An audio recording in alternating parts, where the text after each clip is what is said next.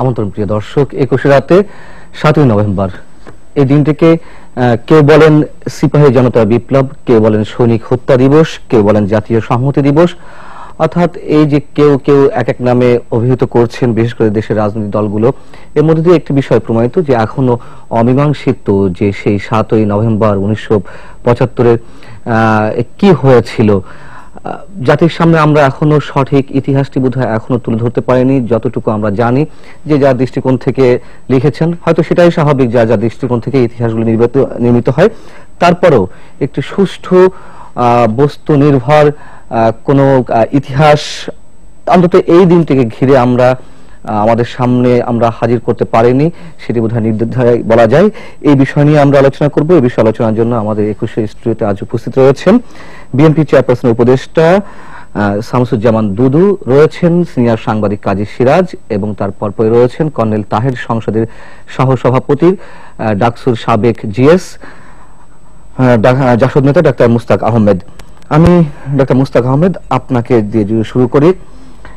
Colonel তাহেরকে এই দিনের নায়ক বলে অভিহিত করেন অনেকেই, বিশেষ করে আপনারা, আবার অনেকে বলে থাকেন তিনি বিশ্বাসঘাতকতা করেছেন, অনেকেই বলে থাকেন যে তিনি যাকে মুক্ত করার জন্য গিয়েছিলেন তিনি তাকে হত্যা করেছেন। আজকে প্রায় 40 বছর পরে এসে আপনারা কিভাবে মূল্যায়ন করবেন? ধন্যবাদ। আজকে এই দিনে আমি গভীর শ্রদ্ধার সঙ্গে স্মরণ করছি কর্নেল তাহের এবং যারা সেই দিনকার সিপাহী জনতার অভ্যুত্থানের রাজপথে নেমে এসেছিলেন জীবনকে তুচ্ছ করে, সেই সব বীর সৈনিক এবং সাধারণ মানুষকে। তো কর্নেল তাহের বা সিপাহী জনতার অভ্যুত্থান যে 7ই নভেম্বর হয়েছিল 1975 সালে, এটি একটা বিচ্ছিন্ন ঘটনা ছিল না। এটা ইতিহাস ধারাবাহিক ইতিহাসের একটা বিশেষ পর্যায়ে সেটা এসেছিল। আসলে মুক্তিযুদ্ধের শুরু থেকেই বা মুক্তিযুদ্ধের আগে থেকেই ছাত্র তরুণদের একটা অংশ ছাত্রলীগের মধ্য দিয়ে তারা বাংলাদেশের স্বাধীনতার জন্য যে যুদ্ধ করতে হবে এটা অনিবার্য, তৎকালীন সময়ের যে রাজনীতি ছিল তার মধ্য থেকে তারা কাজ করেছেন। এবং সেই সময়ে গোটা জাতি শেষ পর্যন্ত 1971 সালের 25শে মার্চ পাকিস্তান বাহিনী যখন আক্রমণ করে মুক্তিযুদ্ধে তারা ঝাঁপিয়ে পড়ে, সেটা সেই একটা ছাত্র তরুণদের যুব গোষ্ঠী যারা স্বাধীনতার পরে এবং মুক্তিযুদ্ধের সময় তারা সবাই মুক্তিযুদ্ধে অংশগ্রহণ করে। এবং মুক্তিযুদ্ধ জয়ী হওয়ার পরে যখন বঙ্গবন্ধু ফিরে আসলেন পাকিস্তান থেকে মুক্ত হয়ে, তখন তাকে এই শক্তির পক্ষ থেকে এই প্রস্তাব দেওয়া হয়েছিল ছাত্রলীগ তৎকালীন সময় এবং তরুণ নেতৃত্ব আওয়ামী লীগের মধ্যে যারা ছিল, যে একটা স্বাধীন দেশ হয়েছে পাকিস্তানি কায়দার দেশ চালাবার জন্য নয়, স্বাধীন দেশের উপযোগী রাষ্ট্র ব্যবস্থা, সেনাবাহিনী, দেশের বেসামরিক প্রশাসন, অর্থনীতি সবকিছুকেই স্বাধীন দেশের উপযোগী করে ঢেলে সাজাতে হবে। স্বাধীনতার পরপরই যেটা সম্ভব সেটা যদি দীর্ঘদিন পার হয়ে যায় সেটি আর সম্ভব হয় না। কিন্তু বঙ্গবন্ধু সেই সময় সিদ্ধান্ত নিলেন তিনি পাকিস্তানের রেখে দেওয়া যেই সিএসপি কেন্দ্রিক কাঠামো এবং পাকিস্তানি সামরিক বাহিনীর যেই কাঠামো ছিল, উপনিবেশিক কাঠামো, অফিসারদের মধ্যে নানা স্তরভেদ এবং সিপাহীদের নিচে, সেটা তিনি রেখে দিলেন। তিনি ভেবেছিলেন যে আগে সংসদীয় গণতন্ত্র হোক, তারপরে হয়তো ভাবা যাবে বা ইত্যাদি। সেটা তিনি কি ভেবেছিলেন সেটা তো ইতিহাসের বিষয়। কিন্তু তৎকালীন যে ছাত্র যুব নেতৃবৃন্দ, বঙ্গবন্ধু যখন এই জিনিসটা সম্মত হলেন না, তখন সেই ছাত্র যুব নেতৃবৃন্দ আলাদা হয়ে জাসদ গঠন করেন। তেমনি কর্নেল তাহেরের মতো অনেক মুক্তিযোদ্ধা ভেবেছিল যে বাংলাদেশ স্বাধীন হলে তার সেনাবাহিনী ঠিক পাকিস্তানি সেনাবাহিনীর স্থলাভিষিক্ত হবে না, সেটা হবে জনগণের একটা বাহিনী, গণবাহিনী, যেটা বিপ্লবের পরে চীন কিংবা সোভিয়েত ইউনিয়নে হয়েছে বা ভিয়েতনামে দেখেছি আমরা পরবর্তী পর্যায়ে। তারা তো যখন ছাত্র যুব নেতৃবৃন্দ বঙ্গবন্ধুর সাথে বিচ্ছেদ ঘটিয়ে বিদ্রোহ করে জাসদ গঠন করলেন, তখন কর্নেল তাহেরের মতো যারা মুক্তিযোদ্ধা, যারা একটা সমাজতান্ত্রিক বাংলাদেশ এবং শোষণমুক্ত বাংলাদেশ, স্বাধীন দেশের উপযোগী কাঠামো, রাষ্ট্র কাঠামো চেয়েছিলেন, সে যোগ দিলেন। সেই রাজনৈতিক প্রক্রিয়া তখন আমরা জনগণের মধ্যে সংগঠন করে গণ আন্দোলনের মধ্য দিয়ে, গণজাগরণ, গণ অভ্যুত্থানের মধ্য দিয়ে সেই কাঙ্ক্ষিত রাষ্ট্র ব্যবস্থা, গণতান্ত্রিক রাষ্ট্র ব্যবস্থা, বিপ্লবের পরে যেটা হওয়া উচিত সেটা করার সংগ্রামে ঝাঁপিয়ে পড়েন। তো ইতিমধ্যেই সেই পাকিস্তানি কাঠামো টিকিয়ে রাখার জন্য সামরিক বাহিনীর যে পাকিস্তানি যে স্তর ভিত্তিক বিন্যাস, বেসামরিক প্রশাসনের যে আমলাতান্ত্রিক কাঠামো এবং কালো টাকা, যেটা স্বাধীনতার পরে সেই অর্থনৈতিক কোনো পরিবর্তন হয়নি, তারা সবাই মিলে তারা ভেবেছে যে যদি এভাবে বিপ্লবী আন্দোলন চলে তাহলে তো এটা দেশটা একেবারে পুরোপুরি জনগণের রাষ্ট্র কাঠামো থেকে পরিণত হবে। তো সেখানে ষড়যন্ত্র হলো যে বঙ্গবন্ধুকে সরিয়ে দিয়ে তারা, যেহেতু জনগণ বঙ্গবন্ধু সরকারের পরে মারাত্মক সমালোচনা মুখর হয়েছিল, বঙ্গবন্ধুর থেকে জনগণের দূরত্ব সৃষ্টি হয়েছিল, তার পুরনো দিনের সেই পাকিস্তানি কাঠামো দিয়ে দেশ শাসন করার চেষ্টার কারণে জনগণের প্রত্যাশার সঙ্গে শাসনটা মিলছিল না। তারা বঙ্গবন্ধুকে হত্যা করে সেই জায়গা দখল করে তারা পুরো দেশটাকে পাকিস্তানি ধারায় ফিরিয়ে নেওয়া এবং বিপ্লবী প্রচেষ্টাকে যেন অগ্রিমভাবে মোকাবেলা করা যায়, এটাকে সামরিক ভাষায় বলে প্রিএমপ্টিভ অ্যাকশন, যে অন্য কেউ আঘাত করার আগে আমি আঘাত করে দিলাম। সেভাবে তারা খন্দকার মোশতাকের নেতৃত্বে সেটা হলো। ঠিক তার পরপরই জাসদ নেতৃবৃন্দ সিদ্ধান্ত নিলেন যে সংগ্রাম আমরা জাসদ গঠনের মাধ্যমে শুরু করেছি, খন্দকার মোশতাক ষড়যন্ত্রের মাধ্যমে ক্ষমতা দখল করার কারণে সেই সংগ্রামটাকে আরো কঠিন করে তুলেছে, কাজে একে আর সময় দেওয়া যাবে না। এবং খন্দকার মোশতাকের বিরুদ্ধে সেই সময় আমরা প্রকাশ্যে বঙ্গবন্ধুর সময় বাকশাল করেই প্রকাশ্যে জাতীয় সমাজতান্ত্রিক দল সহ সকল বিরোধী দলকে নিষিদ্ধ করা হয়েছিল, শুধুমাত্র যারা বাকশাল তারাই রাজনীতি করতে পারত। তো সেই নিষিদ্ধ অবস্থায় আমরা খন্দকার মোশতাক সরকারের বিরুদ্ধে কাল বিলম্ব না করে আমরা সেই যে সংগ্রামটা আমাদের চলছিল তাকে আরো তীব্র করলাম। তো এর মধ্যে সামরিক বাহিনীর মধ্যে ক্ষমতা দখলের লড়াই তীব্র হয়ে উঠলো। যারা 15ই আগস্টে খন্দকার মোশতাককে সামনে রেখে ক্ষমতা দখল করেছে তাদেরকে হটিয়ে দেওয়ার জন্য সামরিক বাহিনীর মধ্যে যারা অন্যান্য সিনিয়র অফিসার ছিলেন, তারা খালেদ মোশাররফ, জেনারেল জিয়াউর রহমান, ওনারা চেষ্টা করতে লাগলেন যে যদি সামরিক আইন হয়েই থাকে তাহলে সামরিক বাহিনীর কাঠামোর আন্ডারে দেশটা চলবে। এটা করতে গিয়ে একটা মুখোমুখি অবস্থান, বঙ্গভবন ভার্সেস ক্যান্টনমেন্টের মধ্যে আবার বিভিন্ন বাহিনীর মধ্যে ভাগ। তো সেই সময় সিপাহী এবং সাধারণ জনগণ উদ্বিগ্ন হয়ে উঠলো। এভাবে সামরিক জেনারেলদের মধ্যে ক্ষমতার দ্বন্দ্ব, এর মধ্যে বিদেশিরা জড়িত হয়ে পড়েছে, এক একটা দেশ এক এক গ্রুপকে সমর্থন করছে। তখন দেশের স্বাধীনতা, সার্বভৌমত্ব এবং গণতন্ত্রের জন্য উদ্বিগ্ন জনগণ এবং সাধারণ সৈনিকরা, তখন তারা একটা বিক্ষোভ বিদ্রোহ ফেটে পড়তে যাচ্ছিল। সেই সময় একটা চক্রান্ত করছিল যারা 15ই আগস্টে হত্যাকাণ্ড ঘটিয়েছে বঙ্গবন্ধু এবং তার পরিবারবর্গের সদস্যদেরকে, যে তারা 3রা নভেম্বরে যখন এরকম খালেদ মোশাররফ সক্ষম হলেন তিনি ক্ষমতা দখল করতে, তখন তারা জেলখানায় ঢুকে 4 জন জাতীয় নেতাকে হত্যা করেছে এবং 8 নেতাকে তারা খুঁজেছিল। তো তারপরে এই সাধারণ সৈনিক এবং জনতার বিক্ষোভ যেটা হচ্ছিল ক্ষমতার পালাবদলের কারণে, সেই সময় তারা আরো চক্রান্ত করেছিল আরো বড় ধরনের হত্যাকাণ্ড ঘটাবে। তো কর্নেল তাহেরের কাছে সাধারণ সৈনিকেরা আসলেন যে আপনি আমাদের সৈনিকদের নেতা, এবং ইতিমধ্যেই বিপ্লবী সৈনিক সংস্থা বিভিন্ন জায়গায় গঠন হয়েছিল 15ই আগস্টের পর থেকে বিশেষ করে। তো সেই সংগঠিত সৈনিকরা আসলেন। তখন কর্নেল তাহের জাতীয় সমাজতান্ত্রিক দল নেতৃবৃন্দের কাছে প্রস্তাব রাখলেন যে আমরা যদি এই বিদ্রোহী এবং যারা স্বতঃস্ফূর্তকে যে আমরা সংগঠিত না করি তাহলে আরো বিরাট হত্যাকাণ্ড ঘটবে, দেশটাকে ইন্দোনেশিয়ার মতো চলে যাবে। তখনকার অবস্থায় মেজর জেনারেল জিয়াকে তো মুক্তির জন্য তারা একটু পদক্ষেপ নিয়েছিলেন, সেটা করেছিলেন কর্নেল তাহেরের নেতৃত্বে যে গণমুক্তি বাহিনী, যেটা বিপ্লবী সৈনিক সংস্থা। এটি আমি এই সম্বন্ধে একটু ছোট করে জানতে চাচ্ছি। না, সেটা হচ্ছে যে এই ক্ষমতার দ্বন্দ্বের মধ্য দিয়ে যখন খালেদ মোশাররফ, এখন জেনারেল জিয়াউর রহমানকে খালেদ মোশাররফ প্রস্তাব দিয়েছিলেন যে ডালিম ফারুক চক্রকে তারা ক্যান্টনমেন্টে ফিরিয়ে নিয়ে আসবে, বঙ্গভবনে থেকে তারা বিশৃঙ্খলা করছে। জিয়াউর রহমান সক্রিয় ভূমিকা নিতে রাজি হন, যেটি আমরা পরবর্তী পর্যায়ে বিভিন্ন বইপত্র থেকে দেখেছি। তখন তিনি খালেদ মোশাররফ নিজেই উদ্যোগে নিলেন এবং তিনি জিয়াউর রহমানকে তিনি গৃহবন্দী করলেন। তিনি নিজেই চিফ অফ স্টাফ হওয়ার জন্য তিনি খন্দকার মোশতাকের কাছে দিনদবরা করতে লাগলেন। জিয়াউর রহমান গৃহবন্দী হলেন। তো জিয়াউর রহমানের সঙ্গে মুক্তিযুদ্ধকালীন সময় থেকে কর্নেল আবু তাহেরের যোগাযোগ ছিল এবং তার সঙ্গে সিরাজুল আলম খান এবং অন্যদেরও যোগাযোগ ছিল। তো তিনি তার জীবন নিয়ে সংশয়ে ছিলেন এবং তিনি কর্নেল তাহেরের কাছে বার্তা পাঠালেন যে এই অবস্থা থেকে মুক্ত করার জন্য তার জীবন সংশয় আছে। কর্নেল তাহের স্বাভাবিক রাজনৈতিক প্রস্তাব, কর্নেল তাহের রাজনীতি সম্পর্কে তিনি জানতেন, সিরাজুল আলম খানের রাজনীতি সম্পর্কে তিনি জানতেন যে একটা সর্বদলীয় জাতীয় সরকার করতে হবে এটার পরে। তো সেটা তিনি এগ্রি করেছেন এবং সেই ভিত্তিতে সিপাহী জনতার অভ্যুত্থানের অন্যতম একটা অংশ ছিল জিয়াউর রহমানকে তার বন্দী দশা থেকে মুক্ত করা।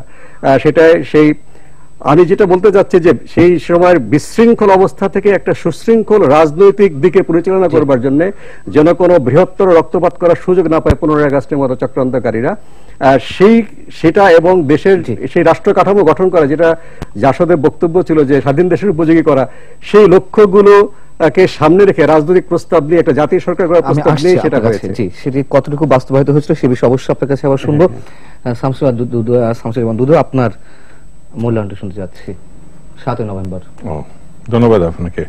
12 মিনিটের মধ্যে আমাদের মোস্তাক ভাই অনেক কথা বলেছেন, কিন্তু স্পষ্ট করে আমি একটা কথা বুঝতে পারলাম না যে 7 নভেম্বর কেন ঘটলো। জি, ওটাই আমরা খুঁজছি। তো না, সেই জন্যই আমার কাছে মনে হয়েছে যে এটা স্পষ্ট হওয়া দরকার। 52 সালে ভাষা আন্দোলন, 62 ছাত্র আন্দোলন, 69 গণঅভ্যুত্থান, 71 মুক্তিযুদ্ধ, 75 সিপাহী জনতার বিপ্লব, যেটাকে 7 নভেম্বর বলি, 90 গণঅভ্যুত্থান, সবগুলো কিন্তু গণতন্ত্রের আকাঙ্ক্ষা থেকে, স্বাধীনতার আকাঙ্ক্ষা থেকে, কথা বলার অধিকার অর্জনের প্রেক্ষাপটে এই দিবসগুলো গত 50-60 বছর ধরে এই বাঙালি, এই দেশবাসী লড়াই করেছে। 7 নভেম্বর হঠাৎ করে হয় নাই। 71 সালের মুক্তিযুদ্ধের পর যেটা প্রত্যাশিত ছিল, মানুষ তার ভোটাধিকার পাবে, যেটা পায় নাই। 73-এ ভয়ঙ্কর একটা দখলদার নির্বাচন হয়, যেখানে জাসদ থেকে, ভাসানের থেকে যারা দাঁড়িয়েছিলেন তারা কি করে যে হারলো তারা নিজেরাও জানে না। কিন্তু খন্দকার মোস্তাক 3 দিনের মাথায় জাসদ প্রার্থীকে হারিয়ে দেয়, যেটা মোস্তাক ভাই এখনকার প্রেক্ষাপটের কারণে হয়তো বলতে চান নাই, তখন এটা ঘটেছিল। মোস্তাককে জিতিয়েছিল আমাদের তৎকালীন শেখ মুজিবুর রহমান সাহেবের সরকার, রশিদ ইঞ্জিনিয়ারকে হারিয়ে। এখানে যদি বলি বাকশালের প্রেক্ষাপটের কারণে সকল রাজনৈতিক দল, এমনকি মুক্তিযুদ্ধের যে নেতৃত্ব দানকারী বলে দাবিদার আওয়ামী লীগ, তাকেও বাতিল করে দেওয়া হয় এবং একটা দল করা হয়। একটা দল করার জন্য 71 সালে যুদ্ধ হয় নাই। 40,000, 72 থেকে 75, জাসদের দাবি হচ্ছে 30,000ই হচ্ছে তাদের কর্মীকে শেখ মুজিব হত্যা করেছে। এটাও আমাদের মোস্তাক ভাই বলেনি। এটাও 7 নভেম্বরের প্রেক্ষাপটের অন্যতম একটা দিক। মুক্তিযোদ্ধা এবং বিরোধী দলের কর্মী হত্যাকাণ্ড, দুর্ভিক্ষ সৃষ্টি হয়, লক্ষ লক্ষ মানুষ না খেয়ে পথে প্রান্তে, এই ঢাকা শহরে কঙ্কালসার দেহ নিয়ে, বাসন্তী সেই জাল পড়া দেহ, এটাও ওই 7 নভেম্বরের একটি প্রেক্ষাপট। কিন্তু ওটা তো পরবর্তীতে মিথ্যা প্রমাণিত হয়েছে যে সাজানো নাটক ছিল একটি।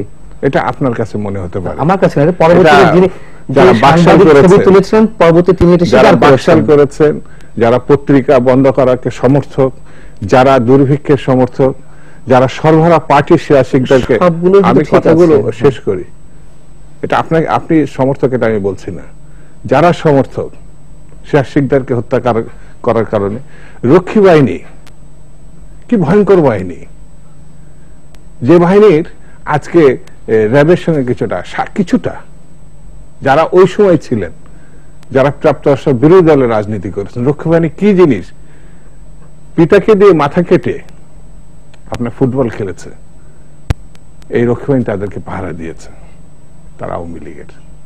এটি আপনি আসামির কাঠগড়া বলে একটা বই আছে, আসামির কাঠগড়া আওয়ামী লীগ, আহমেদ মুসা, এই বইটা পড়লে আপনি ইয়ে পাবেন। 4টি বাদ্রের সকল সংবাদপত্র বাতিল। মুক্তিযুদ্ধের প্রথম প্রধানমন্ত্রী, এটা এখন অনেকে বলে না, আমি বলি, তাজউদ্দিন সাহেবকে রাজনীতি থেকে এবং পরিষদ থেকে মুক্তিযুদ্ধের প্রথম প্রধানমন্ত্রী, অপমানজনক ভাবে তাকে বাড়ি পাঠিয়ে দেওয়া হয়। এর ভিতরে অনেকগুলো ঘটনা আছে, যে ঘটনা আমি এখানে হয়তো বলতে পারলাম না। সেটি হচ্ছে গণতন্ত্র, স্বৈরতন্ত্র এবং স্বাধীনতার বিরুদ্ধে যে শক্তি যখন পুরোপুরি ভাবে দেশটাকে দখল করে নিয়েছিল, হানাদার বাহিনী যেটা দখল করে রাখতেছিল, তাদের প্রেক্ষাপটে চলে যায়, তখন 7 নভেম্বর ঘটে। এবং 7 নভেম্বর 1971 সালে 16 ডিসেম্বরের সঙ্গে সাদৃশ্যতাপূর্ণ। ওইটা প্রথম বিজয় দিবস, এটা দ্বিতীয় বিজয় দিবস আমার কাছে মনে হয়েছে। সেই জন্য এটি জাতীয় বিপ্লব এবং গণ সংহতি দিবস। আর যারা এটাকে সিপাহী মানে হত্যার দিবস মনে করছেন, তারা মানে 23 নভেম্বরের অভ্যুত্থানকারী, তারা বাকশালের অনুসারী, তারা জিয়ার বিপক্ষের যারা এই ঘটনাগুলো, যারা আওয়ামী লীগের পূর্ণবার, যারা এই যে এখনকার যে আওয়ামী লীগটা, এটা 7 নভেম্বরের সংগঠন ঘটনার মধ্য দিয়ে পূর্ণবার আওয়ামী লীগের রাজনীতিতে ফিরে এসছে, বিএনপি জন্ম হয়েছে, জাসদ আবার রাজনীতি করার অধিকার পেয়েছে। এই জিনিসগুলো কিন্তু 7 নভেম্বরের সৃষ্ট ঘটনা।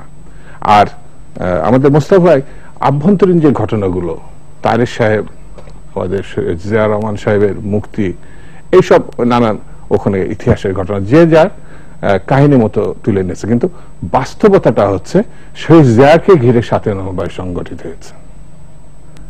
এটি হচ্ছে সব থেকে বড়। আর সেখানে যদি কর্নেল তাহেলি প্রধান নেতা হন, তাহলে পরে তো জিয়ার কাছে গিয়ে আশ্রয় নেওয়ার কোনো কারণ ছিল না, জিয়ার কাছে গিয়ে অনুরোধ জানানোর কোনো কারণ ছিল না সরকার গঠন করলে, এবং সেটি হচ্ছে জাসদের রাজনীতি প্রতিষ্ঠা করতে হবে। এটা আমার মনে হয় তাদের স্বপ্ন ছিল।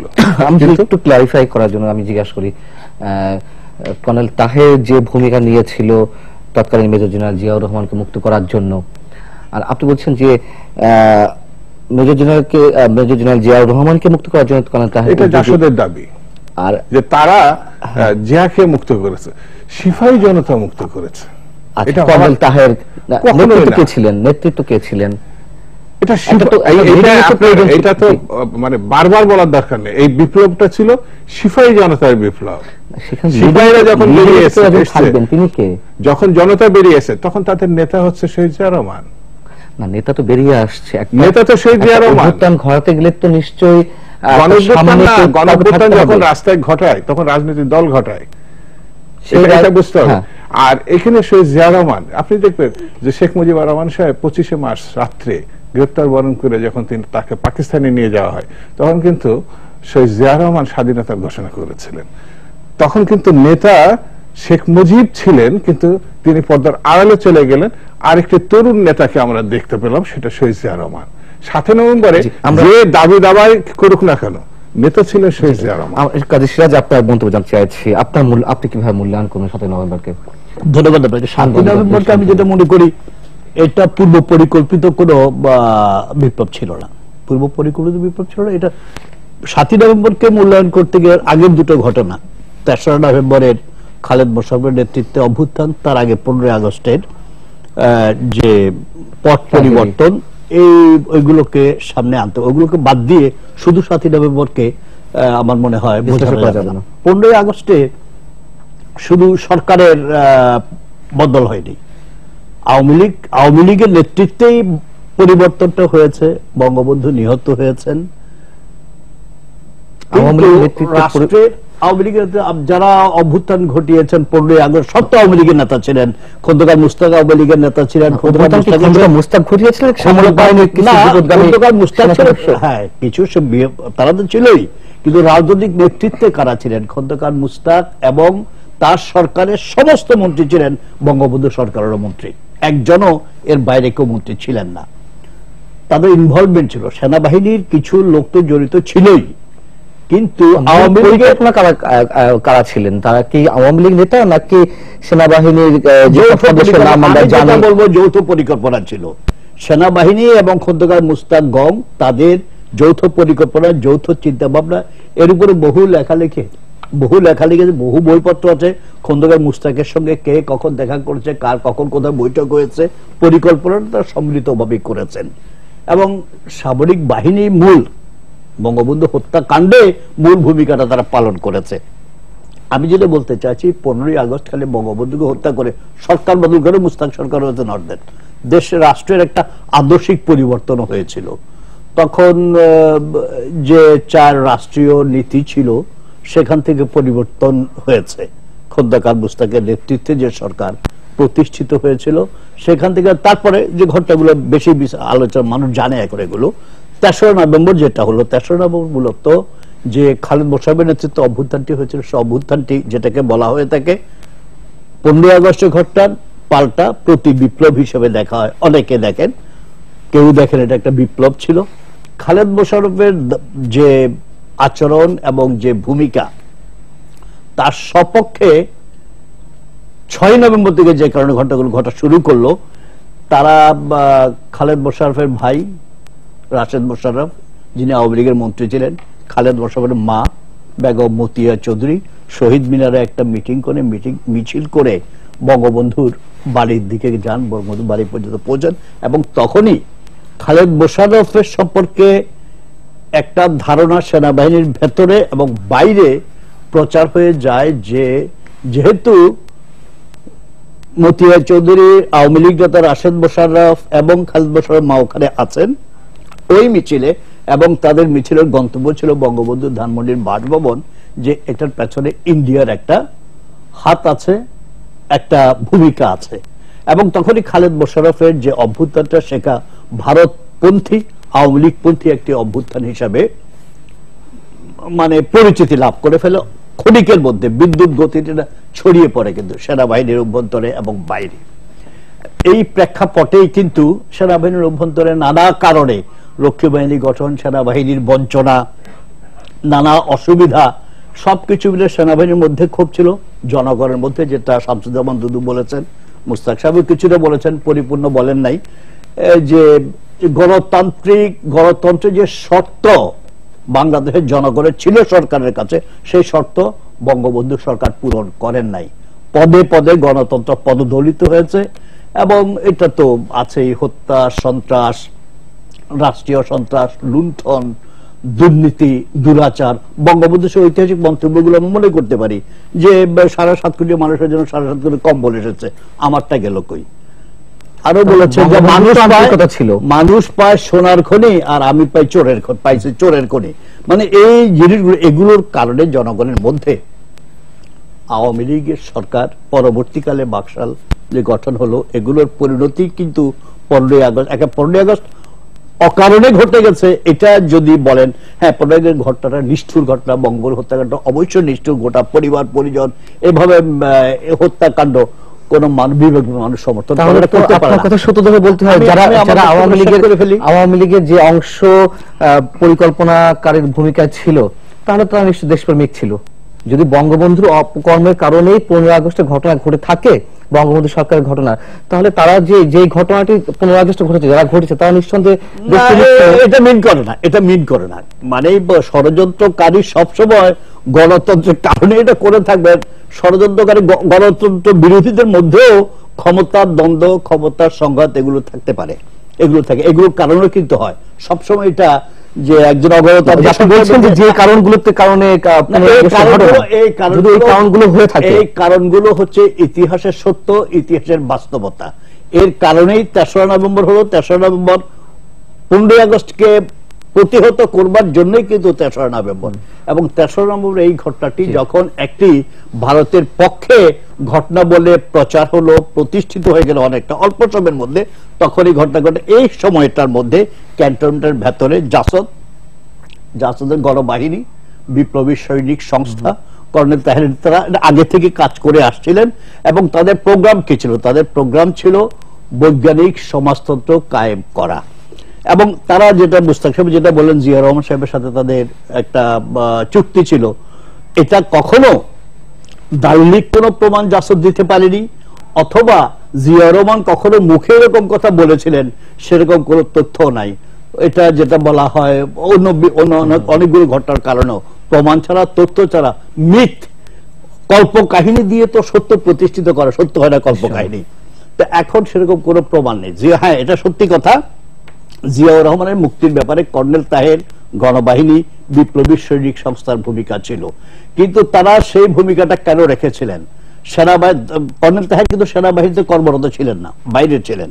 জিয়াউর রহমান ছিলেন সেনাবাহিনীর প্রধান, এবং হি ওয়াজ ট্রিমেন্ডাস। সেনাবাহিনীতে তৎকালীন সময়ে জিয়াউর রহমানের চেয়ে জনপ্রিয় কোনো অফিসার ছিলেন না, যেটা বলা হয়ে থাকে, অন্যরা সবাই স্বীকারও করেন। এবং জিয়াউর রহমানের সেই জনপ্রিয়তাকে তারা ক্যাশ করতে চেয়েছিলেন, এবং তারা চেয়েছিলেন জিয়াউর রহমানের মাধ্যমে, জিয়াউর রহমানের শক্তিটা যদি যুক্ত হয় এর মধ্যে, তাইলে তারা তার মাধ্যমে তাদের বৈজ্ঞানিক সমাজতন্ত্রের যে পরিকল্পনা সেটা বাস্তবায়ন করতে পারবে। কিন্তু জিয়াউর রহমান, আমি আমার বক্তব্য শেষ করে ফেলি এখানে, জিয়াউর রহমান তাদের সেই বক্তব্যে এগ্রি করেন নাই। কারণ বৈজ্ঞানিক সমাজতন্ত্র জিয়াউর রহমান বুঝে, মানে তাত্ত্বিকভাবে নিজে ধারণ করে এটা করেছেন কিনা জানি না। আমরাও জানি বাংলাদেশের স্বাধীনতার পরে গণতান্ত্রিক বিপ্লব সম্পন্ন হওয়ার যে শর্তটি ছিল সে শর্তই পূরণ হয়নি। যে দেশে গণতান্ত্রিক বিপ্লবই অসম্পূর্ণ থাকে সে দেশে সমাজতান্ত্রিক বিপ্লবের চিন্তা মাথা ঠিক থাকা কোনো লোক এটা করতে পারে না।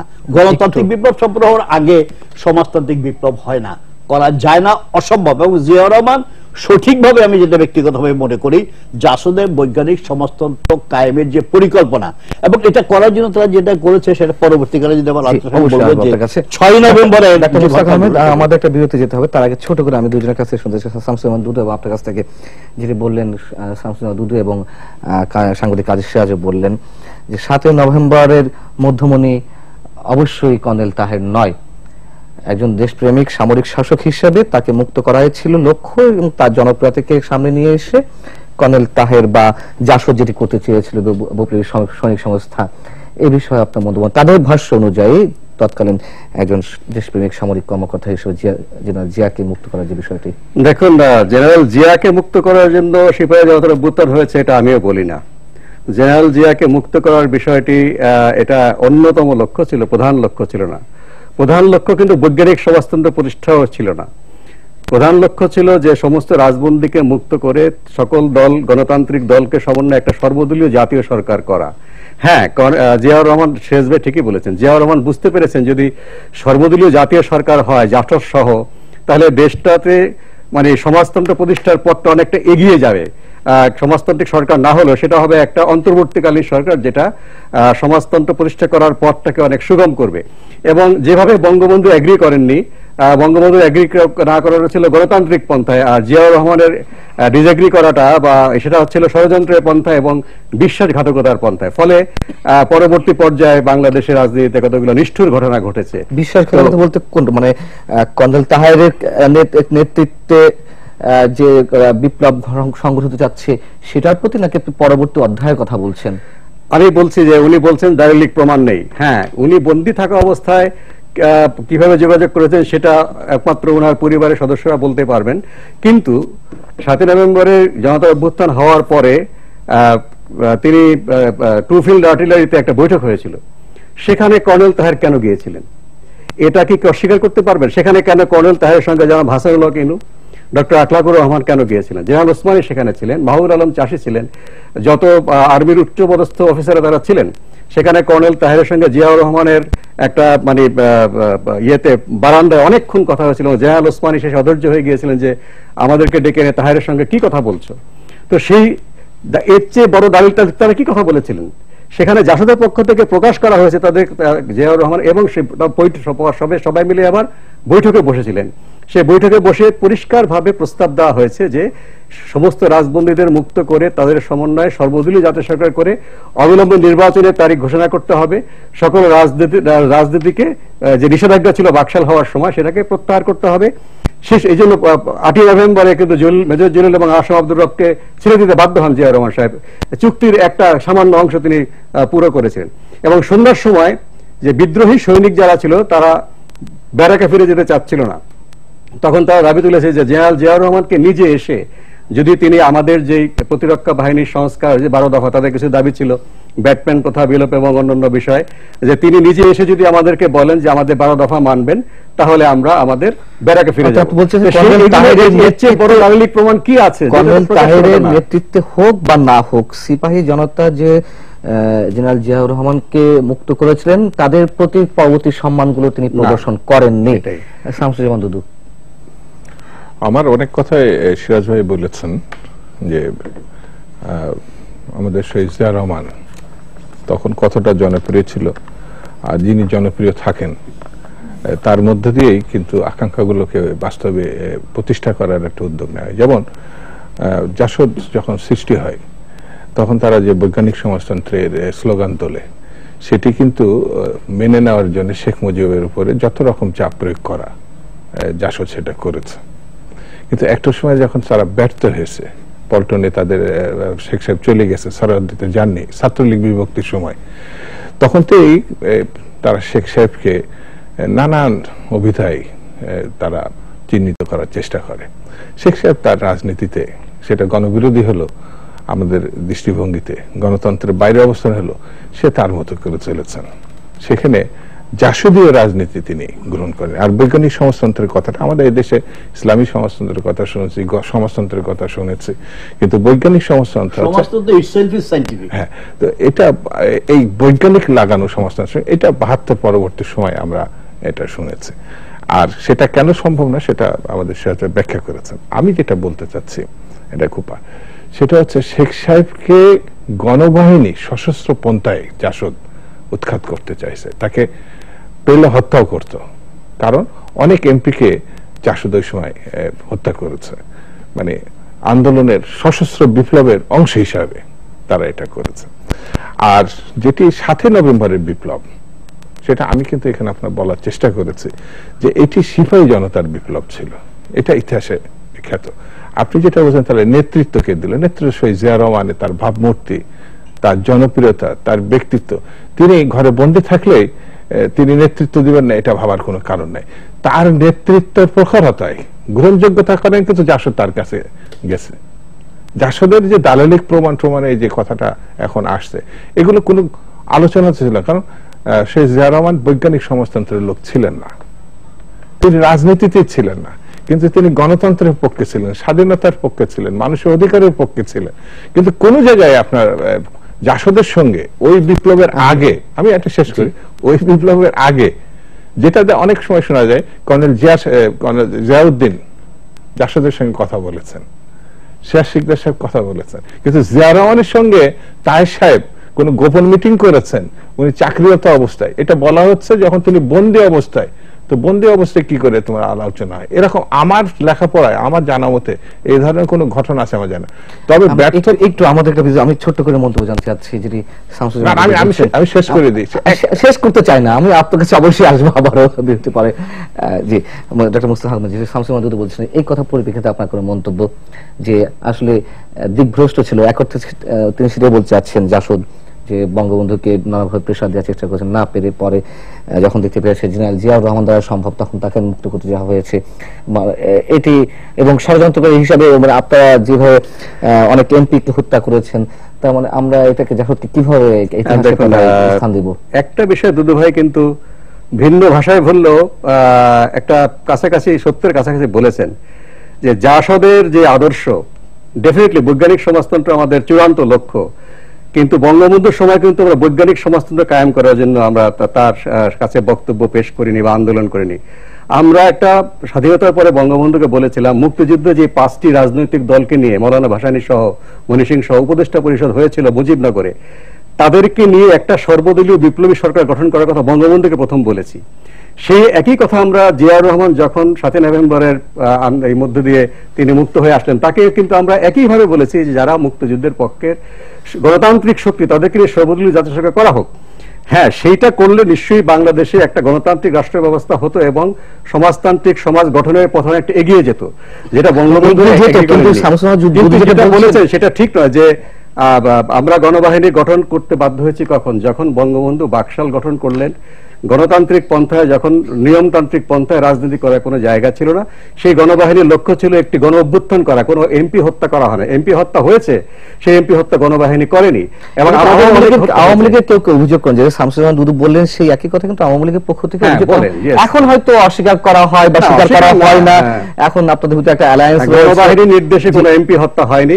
হ্যাঁ, গণবাহিনী কি বলে জাসদের কর্মীও অনেক নিহত হয়েছেন, আমরা অভিযোগ করি আওয়ামী লীগের বিরুদ্ধে, রক্ষী বাহিনীর বিরুদ্ধে, তেমনি আওয়ামী লীগের এমপি কয়েকজন নিহত হয়েছেন।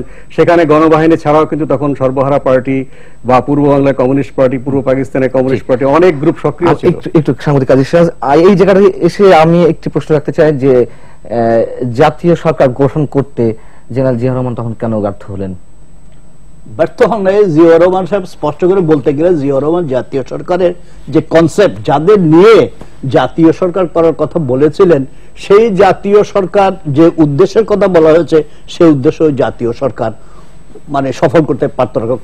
যাদের নিয়ে জাতীয় সরকার গঠন করার প্রস্তাব করা হয়েছিল তাদের শ্রেণী চরিত্র, তাদের রাজনৈতিক চরিত্র, তাদের অতীত সবকিছু মিলে ঠিক ওই সময়ে যখন 7 নভেম্বর এরকম একটা ঘটনা, 6 নভেম্বর রাতে কি ঘটেছিল এটা অ্যান্থনি ম্যাসকারেনাসের একটা বক্তব্য আমি উল্লেখ করতে চাই এখানে। 6 নভেম্বর মধ্যরাতের পরেই সিপাহী বিদ্রোহ শুরু হয়ে যায়। ওই সিপাহী বিদ্রোহ প্রথমে একটা বিপজ্জনক পথে বাঁক নিচ্ছিল। কর্নেল তাহেরের নেতৃত্বে গড়া জাসদ সমর্থিত বিপ্লবী সৈনিক সংস্থা স্লোগান তোলে, সিপাহী সিপাহী ভাই ভাই, অফিসারের রক্ত চাই। জিয়াউর রহমান সাহেব, আমার যেটা ধারণা, এটা তো জিয়াউর রহমান সাহেব এই সমস্ত ব্যাপারে আমাদের কোনো কথা হয়নি, উনি উপলব্ধি করেছিলেন যে সেনাবাহিনীর চেইন অফ কমান্ড ভেঙে দেওয়ার জন্য, সেনাবাহিনীর চেইন অফ কমান্ড যদি ভেঙে যেত তখন তাহলে কি অবস্থাটা হতো দেশে, এটা নিয়ন্ত্রণ বাইরে চলে যেত। এবং আমি এই কথাটা এই জন্য উল্লেখ করলাম ওই দিনকার ঘটনাটায়, সেদিন যে কজন সামরিক অফিসার নিহত হয়েছিলেন সেখানে আমার এক ভগ্নিপতি ছিলেন। আমার সেই বিধবা বোন তার বৈধব্যের যন্ত্রণা নিয়ে এখনো কর্নেল তাহেরকে অভিযোগ করে এবং খুনি ডাকে যে কর্নেল তাহেরের নেতৃত্বে বিপ্লবী সৈনিক সংস্থা আমার স্বামীকে হত্যা করেছে। তো এই ঘটনাগুলো যদি ওইরকম একটি সরকারের নামে কিছু করা হতো, এগুলো নিয়ন্ত্রণ করা যেত না, আমার যেটা ধারণা।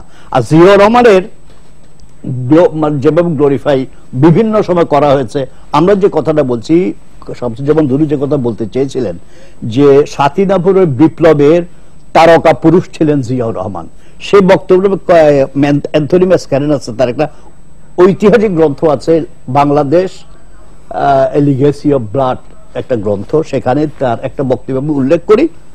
আমি এরপর আমার বক্তব্য শেষ করবো। তিনি উল্লসিত কিছু সৈনিক আর বেসামরিক লোক নিয়ে কতগুলো ট্যাঙ্ক ঢাকা শহরের মধ্যবর্তী এলাকা চলাচল করতে দেখা যায়। এবার ওই ট্যাঙ্ক দেখে লোকজন ভয়ে না পালিয়ে ট্যাঙ্কের সৈনিকদের সঙ্গে একাত্ম হয়ে রাস্তায় নেমে আসে, ইত্যাদি ইত্যাদি উচ্ছ্বাসে ফেটে পড়ে। জনতা সৈনিকদের দেশের ত্রাণকর্তা বলে অভিনন্দিত করলো। সর্বত্রই জওয়ান আর সাধারণ মানুষ খুশিতে একে অপরকে কোলাকুলি করত। রাস্তায় নেমে রাতভর তারা স্লোগান দিতে থাকে, আল্লাহু আকবার, বাংলাদেশ জিন্দাবাদ, সিপাহী বিপ্লব জিন্দাবাদ, জেনারেল জিয়া জিন্দাবাদ ইত্যাদি। অবস্থা দেখে মনে হয়েছিল 1971 সালের মার্চ মাসের গণজাগরণের মতো জনমত আবার জেগে উঠেছে। এটা ছিল সত্যি একটি স্মরণীয় দিন। এবং এটা যদি হতো হবে, কর্নেল তাহেরকে যারা সেখানে স্টার হিসেবে, কর্নেল তাহের অন্যতম ব্যক্তি ছিলেন সেই অভ্যুত্থান সংগঠনে, কিন্তু তারকা পুরুষ অন্যতম ব্যক্তি হিসেবে যদি আমরা ধরে নিয়ে থাকি, সেই অন্যতম ব্যক্তিটিকে কেন জেনারেল জিয়াউর রহমান পরবর্তীতে ফাঁসির কাস্টে, তিনি তো সামরিক শাসক ছিলেন, কেন তাকে ফাঁসির কাস্টে ঝুলতে হলো? এই প্রশ্ন থাকবে বিরতির পরে। দর্শকের ছোট্ট বিরতির পর খুশি গিয়ে ফিরছি।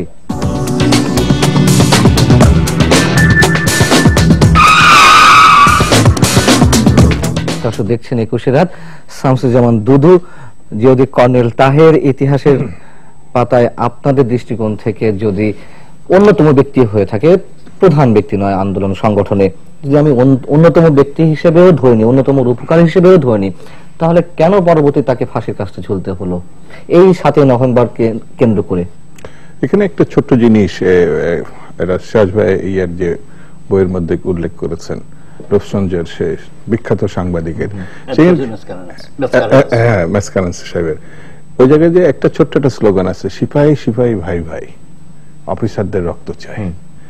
এই স্লোগানের সঙ্গে কর্নেল তাহেরের তার যে বিপ্লবী সৈনিক সংস্থা জাসদ, তারা এটা মানে কি মানে না এটা কিন্তু বক্তব্য না, বক্তব্যটা এটা ছড়িয়ে পড়ে সারা ক্যান্টনমেন্টে। আমি অন্যান্য সবগুলোকে বাদ দিতে চাই। এখানে যারা একটা যে ওনার একটা বোনের যে হাজবেন্ড, আমারও এরকম অনেক নিকট আত্মীয় হলো, দূরের মানুষ হলো, অনেকে জানা আছে, তার এই যে রক্তক্ষরণ, অর্থাৎ সেনাবাহিনীর যারাতে অস্ত্র আছে, সিপাহী অফিসার, তাদের যে বিভক্তি, সেই বিশৃঙ্খলা, এই দায়টা কে নেবেন? সেই জায়গাটায় যখন আসে সিপাহীদের আর বাইরের প্রশাসনের এই শৃঙ্খলা ফিরিয়ে আনার ব্যাপারটা কিন্তু ভিন্ন রকম। সিপাহীদের এখানে কোর্ট মার্শালের ব্যাপার আছে, কঠোরতম সিদ্ধান্তের ব্যাপার আছে, বাইরেও কিন্তু আছে, সেটা একটা চাকরি হারানোর ভয় থাকতে পারে, ওখানে কিন্তু ভয়টা অন্যরকম থাকতে পারে। আমি আরেক মিনিট বলে শেষ করি না, তাহলে যদি বেনিফিশিয়ারি কে হলো, মানে মূল জীবনটা কার বাঁচলো? জেনারেল জিয়াউর রহমানের। তো তিনি তো বেরিয়ে এলেন, মানুষের কিন্তু বেরিয়ে এলেন ওই না না, আমি ওইভাবে আলোচনা করলে তো হবে না। 30 লক্ষ রক্তের বিনিময়ে বাংলাদেশে গণতন্ত্র আসে। এখানে একজন কর্নেল তাহেরের, তিনি বিপ্লবের নেতৃত্ব দিতেছিলেন বৈজ্ঞানিক সমাজতন্ত্রের, সিপাহীদের রক্ত নিবেন, তিনি অফিসারদের রক্ত নিবেন এবং সেখানে একটা তছনছ হয়ে যাবে প্রশাসন, সিপাহী, সেনাবাহিনী, সেটির দায় তাহলে কে নিবেন? এটা কি জিয়া রহমান নিবেন? শান্তি শৃঙ্খলা যদি প্রশ্ন আসে, এই ধরনের যে প্রশ্নগুলো আসবে ব্যক্তির, আমরা যেটা আপনি যদি সেনাবাহিনী চান, সুশৃঙ্খল সেনাবাহিনী চান, গণতন্ত্র চান, শান্তিপূর্ণ দেশ চান, নিয়ম চান, তাহলে সেখানে ব্যক্তি কোনো প্রধান। আমি আপনাকে আসবো ছোট করে, পরবর্তীতে আবার আসছি ডক্টর মুস্তাক আহমেদ। আমি এই দায়িত্ব কার? 12 জন যে অফিসার এবং তার কারো পরিবার আমি সেই পরিষ্কার বলতে চাই, কখন তারা মানে জীবন তাদের বিপন্ন হলো। ক্যান্টনমেন্টে যখন কর্নেল তাহেরের সঙ্গে জিয়াউর রহমানের আলোচনা সফল হলো না, জিয়াউর রহমান কর্নেল তাহেরকে ফিরিয়ে দিলেন তার সর্বদলীয় জাতীয় সরকার প্রস্তাব, তখনই কর্নেল তাহেরের বিপ্লবী সৈনিক সংস্থাকে কালিমা লিপ্ত করবার জন্য খন্দকার মোশতাকের যারা 15ই আগস্ট হত্যাকাণ্ড করেছিল, তাদের আরো বড় পরিকল্পনা ছিল ইন্দোনেশিয়ার মতো হাজার হাজার দেশপ্রেমিক বামপন্থী কর্মীদের হত্যা করার। তো তারা কর্নেল তাহেরকে মানে সেই ষড়যন্ত্র করে তা ব্যর্থ করার জন্য, সেই আলোচনা ব্যর্থ করার পরে কিন্তু তারা হত্যাকাণ্ডে নেমে পড়ে এবং এবং সেই হত্যাকাণ্ডগুলো 7ই নভেম্বর সকাল থেকে সেই আলোচনা শেষ হওয়ার পরে 8ই নভেম্বরও কিছু কিছু চলেছে। কর্নেল তাহের বিপ্লবী সৈনিক সংস্থার সমস্ত সদস্যকে নির্দেশ দিয়েছেন যে যদি তোমাদের কোনো অফিসারের বিরুদ্ধে বিক্ষোভ থাকে আমার কাছে নিয়ে আসবে, এবং কর্নেল তাহের তখন তার ভাইয়ের বাসায় আবু ইউসুফের এলিফ্যান্ট রোডের বাসায় ছিলেন। আমি তখন ঢাকা মেডিকেল কলেজে প্রথম বর্ষের ছাত্র, ঢাকা নগর গণবাহিনীর আমি একটা প্রচার স্কোয়াডের সদস্য ছিলাম। আমরা দেখেছি যে বিমানবন্দর বন্ধ জায়গা থেকে অনেক অফিসাররা ভয়ে পালিয়ে যাচ্ছিলেন, সেখান থেকে কর্নেল তাহেরের সৈনিক সংস্থার হাতে যারা পড়ে সবাইকে তারা নিয়ে এসছে এলিফ্যান্ট রোডের বাসায়, এবং কর্নেল তাহের তাদেরকে রেখেছেন বলে যে আমি তাদেরকে ব্যবস্থা করব, এবং কোনো রক্তপাত আপনার যখন বিপ্লবী সৈনিক সংস্থা নিয়ন্ত্রণে আসছে সেটা ছিল না, মানে ক্যান্টনমেন্টের বাইরে। ক্যান্টনমেন্টের ভিতরে খন্দকার মোশতাকের সেই যে বিশেষ কতগুলো ঘাতক বাহিনী যারা চৌঠা কি বলে 4 নেতাকে হত্যা করেছে, তারা আরো বড় ধরনের রক্তপাত করার চেষ্টা করেছিল, যেটা পরবর্তী পর্যায়ে আমরা লরেন্স লিফ্টুজের লেখায় দেখেছি যে যেটাকে বলা হয় যে ফলস অপারেশন নাকি একটা যেন সামরিক বাহিনী বলা আছে, যে এমন লোকের মিথ্যা পরিচয় দিয়ে হত্যাকাণ্ড ঘটিয়ে আরেকজনের উপর দায় চাপানো। যে হত্যাকাণ্ড ঘটেছে অবশ্যই তার দায় হচ্ছে জেনারেল জিয়াউর রহমানের, কর্নেল তাহেরের না। কর্নেল তাহের যদি হস্তক্ষেপ না করতেন আরো বড় হত্যাকাণ্ড ঘটা শুরু হতো সারা দেশব্যাপী, যেটা জেনারেল সুহার্তো ইন্দোনেশিয়ায় করেছিল 66 সালে। তো সেই দায় জিয়াউর রহমান এড়াবার জন্য, ঠিকই বলেছেন দুই ভাই, দায়টা কে নেবে? দায়টা জিয়াউর রহমানের, তিনি সেই দায়টা কর্নেল তাহেরের উপরে প্রয়োগ করেছেন। তখন কোনো পত্রিকা খোলা ছিল না, আজকের মতো মিডিয়া ছিল না, কোন সত্যিকারের কাহিনী মানুষ জেনেছে বহু পরে। সেই দায়টা কর্নেল তাহেরের উপর চাপিয়ে দিয়ে কর্নেল তাহেরকে বিচারের নামে হত্যা করা হয়েছে। সামরিক কাজী সিরাজ, আসলে উনি খন্দকার মুশতাকের যে কথাটা বললেন, আমার মনে হয় এটা ইতিহাসের সত্য নয়, কারণ 6 নভেম্বর রাত্রে 13 নভেম্বর পর থেকে তো খন্দকার মুশতাকের ক্ষমতায় নেই। 6 নভেম্বর বিচারপতি সাইন প্রেসিডেন্ট হয়ে গেছেন, Khandakar Mushtaq out of the seat, কাজে তার এখানে সেনাবাহিনীর অভ্যন্তরে কিছু করার অবস্থা ছিল না। তো এখানে জিয়াউর রহমান যদি করত, অ্যান্থনি ম্যাসকারাসের বইতে আরেকটা বর্ণনা আছে, ওই যে ম্যাসাকার, অফিসার মারা, এই যে 10 জন অফিসার, বিটিভির একজন কর্মকর্তা মনিরুজ্জামান তাকেও মেরেছিল। পরবর্তীকালে যে 10 জন অফিসারকে তারা হামলা করেছিল মারার জন্য, সেখানে বেগম খালেদা জিয়ার ছোট ভাই সাইদ ইস্কান্দারও ছিলেন। তো জিয়াউর রহমান তার শালাকে মেরে ফেলার জন্য যাবেন, লোক পাঠাবেন মেরে ফেলো, তো কাজে এগুলো বিশ্বাসযোগ্য কথা না। তো এটার সঙ্গে বিপ্লবী সৈনিক সংস্থা জড়িত ছিল, এটাতে এখন পর্যন্ত যে ঘটনার প্রমাণ আছে, তথ্য প্রমাণ দলিলাদি, এতে এটা বিশ্বাস করার যথেষ্ট কারণ আছে। আর জিয়াউর রহমান যদি কর্নেল তাহেরের বিপ্লব যে সর্বদলীয় সরকারের ব্যাপারে উনি যে সর্বদলীয় সরকারের কথা বলে রাজি হতেন, তাইলে যে 6 তারিখ রাত্রে যে ঘটনা শুরু হয়েছিল, এটা কন্টিনিউ করলে জিয়াউর রহমানের বাবাও পারতেন না এটা নিয়ন্ত্রণ করতে, তাইলে কি ভয়ঙ্কর অবস্থা হতো এটা স্পষ্টতই বোঝা যায়। তো কাজেই এই দায় বিপ্লবী সৈনিক সংস্থা, জাসদ, গণবাহিনী এদেরকে নিতে হবে, এবং পরবর্তীকালে এই জন্যই তারা জিয়াউর রহমানকে বিশ্বাসঘাতক বলেন। তো এই একটি কারণে তারা যা করতে চেয়েছিলেন জিয়াউর রহমান তার সঙ্গে এগ্রি করেন নাই। এইটা মতভেদ হলে আমাদের রাজনীতিতে এগুলো তো এই শব্দগুলো ব্যবহার করা হয়, একে বিশ্বাসঘাতক, সব ঠিক না হলেই জি, এটা আমরা সবার ক্ষেত্রেই দেখি। শামসুজ্জামান দুদু, একেবারে ছোট করে জানতে চাচ্ছি, আমি এই সিপাহী জনতার অভ্যুত্থান হয়েই থাকে, কোন সিপাহীর জয় হলো, কোন জনতা জয় হলো? 30,000 সেনা সদস্যকে হত্যা করা হয়ে থাকে। এটা আপনার 30,000 সেনা সদস্য, এটা আমি প্রথম আপনার আজকে মুখ থেকে শুনলাম। আমার ভুলেছি, আমি যে সংখ্যাটা বলছি, এক্সাক্ট সংখ্যাটা কত হচ্ছে? এটা প্রথম এই মানে সেনা অভ্যুত্থানের সেনা সদস্য হত্যার কথাটা যেটা বলে, আমি সংখ্যায় বলি না, আমি এটা শেখ হাসিনার মুখ থেকে প্রথম আমি শুনি যে তিনি এই 7 নভেম্বরকে সেনা হত্যার অভ্যুত্থান হিসাবে তিনি চিহ্নিত। আমি দু লাইনে বলে দিই, জাসদের যে একটা খুব পুরাতন রাজনৈতিক দল, বৈজ্ঞানিক সমাজতন্ত্রের কথা, তাদের তখনকার ভূমিকার মূল্যায়ন এখনকার অবস্থানে বিশ্লেষণ করলে পাবেন। যারা 23 নভেম্বরের সমর্থক, জাসদ এখন তাদের সঙ্গে আছে। বৈজ্ঞানিক সমাজতন্ত্রের লোকরা এখন বাজার অর্থনীতিতে আছে। বৈজ্ঞানিক সমাজতন্ত্র এখন মার্কিন সাম্রাজ্যবাদের সঙ্গে আছে। বৈজ্ঞানিক সমাজতন্ত্রের লোকরা এখন বাংলাদেশের সব থেকে ক্ষমতাপ্রিয় একটি রাজনৈতিক দলের সদস্য। এটা বিশ্লেষণ করলে আপনি জাসদের কি রাজনীতি আমরা হয়তো বিশ্লেষণ করতে পারবো না, আপনার মন্তব্য নিতে পারবো। শামসুজ্জামান দুদু যেটা বললেন সে বিষয়ে ঠিক নয়। আমরা বৈজ্ঞানিক সমাজতন্ত্র 72 সালে সরাসরি প্রতিষ্ঠা করতে চাইনি, 7 নভেম্বরও চাইনি।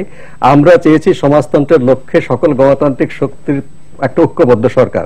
আজকে যে 14 দলীয় জোট বা মহাজোট জোট, এটা সেই ঐক্যবদ্ধ সরকারের একটা অংশ, হয়তো পূর্ণাঙ্গ নয়। আমরা সমস্ত গণতান্ত্রিক শক্তিকে একত্র করে বাংলাদেশের রাষ্ট্রের গণতান্ত্রিক রূপান্তর ঘটাতে চাই, যে গণতান্ত্রিক রূপান্তরিত রাষ্ট্র একটা শোষণহীন সাম্যবাদী সমাজ গঠন করার দিকে এগিয়ে নিয়ে যাবে। সেটার অংশ হিসেবে কিন্তু আমরা বিভিন্ন সময় ঐক্যবদ্ধ হয়েছি এবং এখন একটা ঐক্যবদ্ধ সরকারে আছি আমরা। আমাদের কাছে শেষ বক্তব্য যে 7 নভেম্বর আসলে এদেশে যে বাকশালে একদলীয় ফ্যাসিস্ট শাসনের যে জগদ্দল পাথরটা চেপেছিল, 3 নভেম্বর সেটাকে আবার পুরো প্রতিষ্ঠার উদ্যোগ নেওয়া হয়েছিল। সেই উদ্যোগটাকে ফয়েল করে দিয়েছে, 7 নভেম্বর ব্যর্থ করে দিয়েছে এবং গণতন্ত্রের খোলা জানালা আরো বেশি করে খুলে দিয়েছে 7 নভেম্বর। জি, 7 নভেম্বর খুললেও আমরা বোধহয় খোলা জানালার সন্ধান বোধহয় যে যার মতো করছে। আসলে প্রকৃত খোলা জানালা কোনটি সেটা আমরা এখন নিরন্তর খুঁজে চলেছি। শুভরাত্রি।